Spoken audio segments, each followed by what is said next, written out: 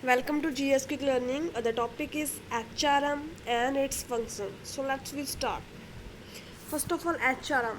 HRM means Human Resource Management. Okay, और इसको हम पर्सनल मैनेजमेंट भी कहते हैं. Clear? So HRM is a process of making efficient and effective use of human resources so that the set goal are achieved. So simply human resource management क्या होता है, एक प्रोसेस होता है जिससे हम क्या करते हैं, अपने जो ह्यूमन रिसोर्सेस होते हैं उसको एफिशिएंट वे से इफेक्टिव वे से यूज़ करते हैं सो दैट कि हमारे ऑर्गेनाइजेशन है जो उसका जो भी मेन टारगेट है और जो भी उसने गोल सेट किए गए हैं उसको हम अचीव कर सकें. Clear? So it is a process of making efficient and effective use of human resources that the set goal are achieved. Human resources अब क्या है? Human resources होते हैं हमारे employees, हमारे worker, उसको हम कहते हैं human resources. Clear? So definition इसके हम read करते हैं. According to Flippo, personnel management or say human resource management is a planning, organizing, directing, controlling. So basically इसके फंक्शन क्या होते हैं, प्लानिंग करना, ऑर्गेनाइज करना, डायरेक्टिंग करना, कंट्रोल करना सो दैट कि हम जो है अपने गोल है अपनी ऑर्गेनाइजेशन के उसको अचीव कर सकें. ओके, सो इसके हम नेक्स्ट पढ़ेंगे फंक्शन ऑब्जेक्टिव ऑफ. कौन कौन से ऑब्जेक्टिव है ह्यूमन रिसोर्स को हम क्यों मैनेज करते हैं, क्यों पर्सनल को मैनेज करते हैं. ओके, कोई तो ऑब्जेक्टिव होगा उसका. हर एक काम करने के पीछे ऑर्गेनाइजेशन का कुछ ना कुछ ऑब्जेक्टिव तो होता है. सो इसके क्या ऑब्जेक्टिव है, so let's be discuss. First हमारे पास आता है to help the organisation to attain its goal. जैसे कि मैंने अभी पहले ही बताया कि क्यों किया जाता है ह्यूमन रिसोर्स मैनेजमेंट, अपने गोल को अचीव करने के लिए, अटेन करने के लिए इफेक्टिवली एंड एफिशिएंटली वे से. क्लियर? कैसे करते हैं, एम्प्लॉयज़ को मोटिवेट कर कर सो दैट अगर हम एम्प्लॉय को मोटिवेट करेंगे तो अच्छे से वो काम करेंगे, अच्छे से परफॉर्मेंस देंगे जिससे हमारे गोल है अचीव होंगे. सेकंड हमारा आता है to utilise the available human resource efficiently. जो हमारे पास अवेलेबल है ह्यूमन रिसोर्स, एम्प्लॉयज़ हैं, हमारे वर्कर हैं, उनको सबको एफिशिएंट वे से यूटिलाइज करना, प्रॉपर उनसे काम लेना और प्रॉपर उनको जो है पे करनी सो दैट कि हम जो अपने टारगेट है, अपने गोल है उसको अचीव कर सकें. क्लियर? थर्ड हमारे पास आता है टू इंक्रीज द फुलेस्ट और employees job satisfaction and the job self actualisation. So कहते हैं कि इंक्रीज करना कि जो एम्प्लॉय हैं हमारे ह्यूमन रिसोर्स मैनेजर वो तभी काम अच्छे से करेंगे जब वो क्या करेंगे, उनको सेटिस्फैक्शन होगी पूरी काम करने से. ओके, वो सेटिस्फाई फील करेंगे कि हम जितना काम कर रहे हैं हमें उतनी पे मिल रही है, तभी वो सेटिस्फाई होंगे और उन्हें अच्छी वर्किंग कंडीशन मिल रही होंगी. तो इससे क्या होता है, ये भी एक कहते हैं ऑब्जेक्टिव है, जैसे कि जॉब सेटिस्फेक्शन प्रोवाइड करना जिससे हम अपने गोल को अचीव कर सकेंगे. उसके बाद आता है to develop and maintain the quality of work life which make employment and organisation is desirable personal and social situation. So कहते हैं कि ये ह्यूमन रिसोर्स मैनेजमेंट का ये भी एक ऑब्जेक्टिव है, उद्देश्य है कि हमें क्या करना है, डेवलप करना है, मेंटेन करना है quality of work life. It means कि जो ह्यूमन रिसोर्स हमारे काम कर रहे हैं वो अच्छे से काम करें सो दैट हमारा जो प्रोडक्ट है उसकी क्वालिटी अच्छी हो सके. जब अच्छी होगी तभी तो वो सोशली जो है डिज़ायरेबल माना जाएगा प्रोडक्ट. ओके, उसके बाद हमारा आता है to help maintain ethical policy and behaviour inside and outside the organisation.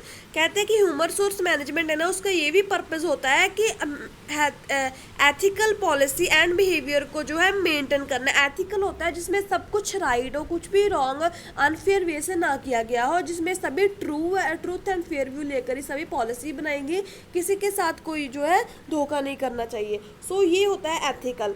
So human resource management से कहते हैं कि हमें मेंटेन करने में हेल्प मिलती है, अच्छे से पॉलिसी बनाने में हेल्प मिलती है. To establish and maintain coordinate relationship between the employees. से कहते हैं कि जो ह्यूमन रिसोर्स मैनेजमेंट से क्या होता है कि हमें हेल्प मिलती है मेंटेन एंड इस्टेब्लिश करने में अच्छा रिलेशनशिप, हेल्थी रिलेशनशिप किन में, between the employees and management. इससे क्या होता है कि जो एम्प्लॉयज़ होते हैं, जो मैनेजमेंट होता है उसमें अच्छा रिलेशनशिप बनता है. जब अच्छा रिलेशनशिप बनेगा तभी तो अपने जो बिजनेस ऑर्गेनाइजेशन है उसकी ग्रोथ होगी. ओके, उसके बाद आते हैं हमारे फंक्शन ऑफ एचआरएम। कौन कौन से फंक्शन होते हैं ह्यूमन रिसोर्स मैनेजमेंट के? फर्स्ट हमारे पास आता है मैनेजरियल फंक्शन एंड उसके बाद हमारे आते हैं ऑपरेटिव फंक्शन। इसको 2 पार्ट्स में डिवाइड किया गया है। मैनेजरियल फंक्शन में हमारे आते हैं planning, organisation, staffing, directing and controlling, clear. And operating में हमारे क्या आते हैं? Procurement, development, compensation, maintain, motivation, integration. So one by one we will discuss. First हमारा आता है मैनेजरियल फंक्शन। उसमें पहले था प्लानिंग। प्लानिंग क्या होता है? Planning means thinking in advance. जो भी फ्यूचर में हमें एक्शन करने हैं, जो भी काम करने हैं, उसके पहले से ही प्लानिंग करना, एडवांस में ही, उसको हम कहते हैं planning. Planning is a determination of anything in advance of the action. इसमें हम क्या करते हैं? It involve scanning of the, पहले हम अपना इंटरनल जो और इंटरनल और एक्सटर्नल इन्वायरमेंट होता है उसको हम स्कैन करते हैं, चेक करते हैं। उसके बाद हम क्या करते हैं? अपने गोल सेट करते हैं, उसके बाद अपने ऑब्जेक्टिव फिक्स करते हैं, उसके बाद प्रिपेयर करते हैं कि हमें कैसे जो है प्लान को एक्शन में करना है, कन्वर्ट करना है। सो बहुत सारी पॉलिसीज़ बनाते हैं, प्रोसीजर वगैरह हम सेट करते हैं, अपने स्टैंडर्ड जो है फॉर्मुलेट करते हैं कि इतना काम है।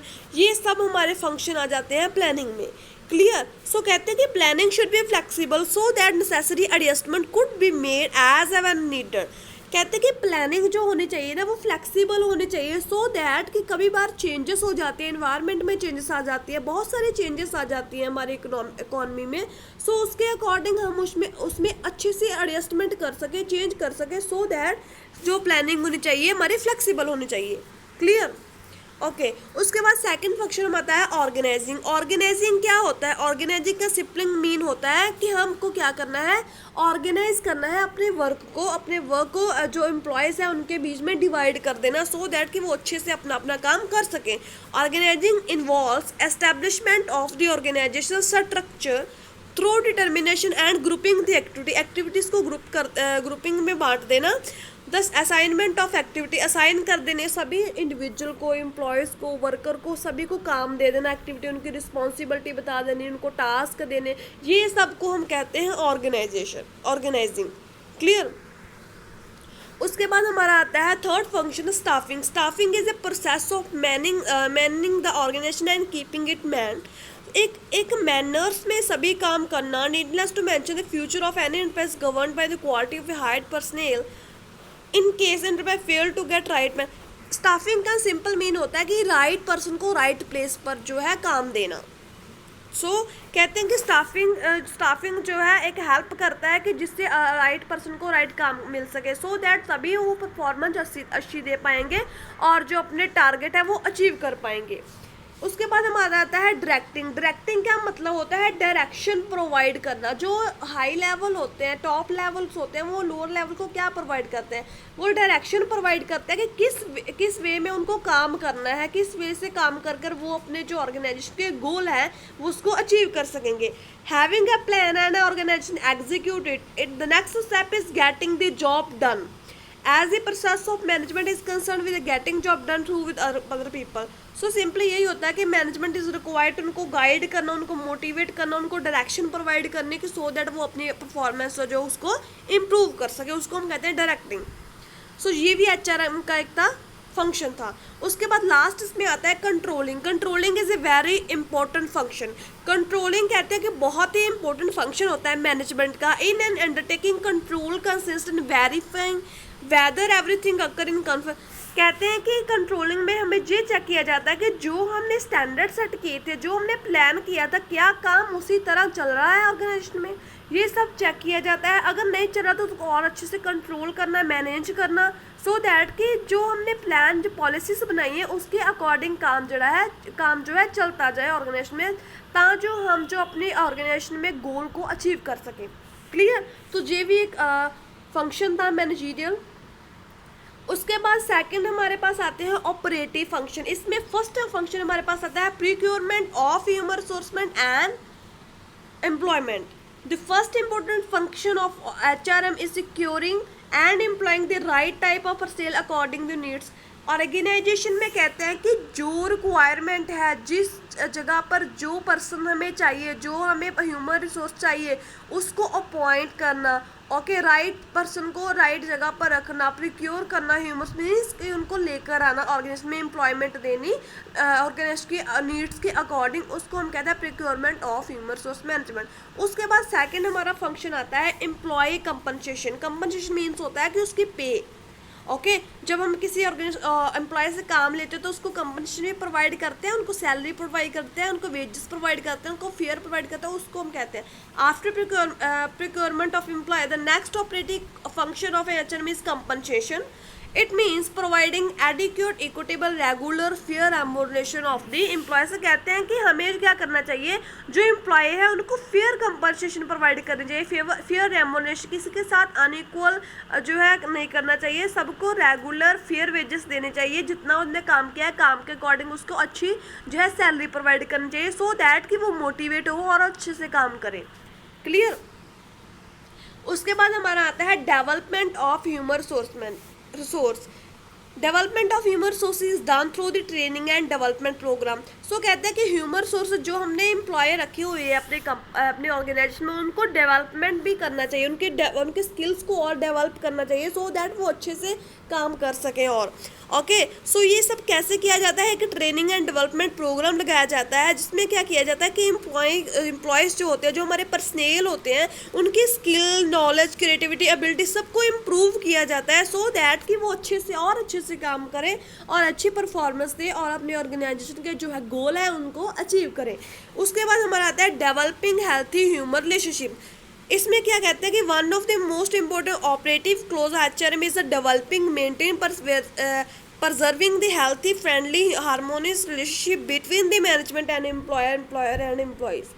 So कहते हैं कि basically employer, manager and employees में कोऑर्डिनेशन होना चाहिए। इट मीन्स कि उनमें हेल्थी रिलेशन होना चाहिए, सो दैट कि वो अच्छे से एक दूसरे के साथ कम्युनिकेट कर सके, अच्छे से एक दूसरे की प्लानिंग को अंडरस्टैंड कर सके और उनके टास्क, अथॉरिटी, रिस्पॉन्सिबिलिटी सबको अच्छे से समझ सके, सो दैट कि वो अच्छे से अपनी परफॉर्मेंस दे सके।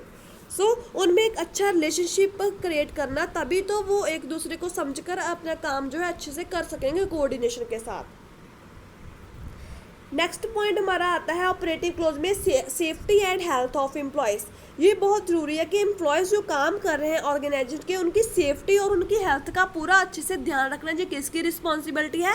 ऑर्गेनाइजेशन की। अगर एम्प्लॉयज़ को लगेगा कि हाँ ये मेरी सेफ्टी की, मेरी हेल्थ की मतलब इतनी टेक केयर कर रहे हैं, तो तभी मुझे भी अच्छे से काम करना चाहिए, मुझे भी अच्छे से परफॉर्मेंस देनी चाहिए, सो दैट कि वो मोटिवेट होते हैं इससे और अच्छे से परफॉर्मेंस देते हैं।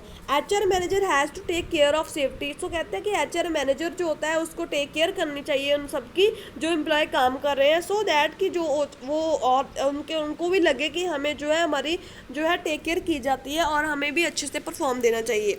उसके बाद आता है stability and optimum utilisation of the employees. HR manager has to maintain employees in the organisation and has to make them at optimum level. So कहते हैं कि ऑप्टिमम यूटिलाइज होना चाहिए जो हमारे ह्यूमन रिसोर्सेस है ऑर्गेनाइजेशन में, जो भी वर्कर काम कर रहे हैं, जो भी एम्प्लॉय काम कर रहे हैं, वो प्रॉपर काम करें, उनका प्रॉपर यूज़ लिया जाना चाहिए। For he has motivate the employer to give job satisfaction.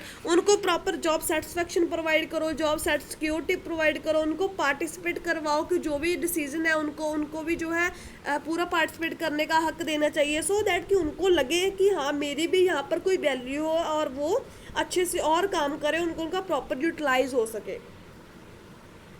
उसके बाद हमारा आता है ऑपरेटिव में ही personal research and audit and record. HR manager has to conduct research in various areas of human resources. For example, research in motivation technique, behavioral science, attitude, turnover. So कहते हैं कि जो HR ह्यूमन रिसोर्स मैनेजर होता है ना, उसको proper research conduct करनी चाहिए बहुत सारे एरियाज में कि हमारे जो ऑर्गेनाइजेशन है उनका रिकॉर्ड कैसा है, टर्नओवर टर्नओवर का मीन्स होता है कि कितने जो एम्प्लॉयज़ हैं वो छोड़कर जाते हैं, कितने न्यू आते हैं, ये सब कैलकुलेट करना चाहिए। तो हमारी जो हमारी ऑर्गेनाइजेशन है उनमें जो टेक्निक्स है वो कैसी यूज़ होती है, हमारे एम्प्लॉयज़ की परफॉर्मेंस कैसी है, उनका मोरल कैसा है, सब ऑल आर अप्रेज करना चाहिए, चेक करना चाहिए कि किसी में कुछ कमी तो नहीं आ रही है। अगर कोई किसी में कमी आ रही है तो उसको अच्छे से और भी ज़्यादा बेटर करना, सो दैट कि जो एम्प्लॉयज़ है अपने परफॉर्मेंस अच्छे से दे सके।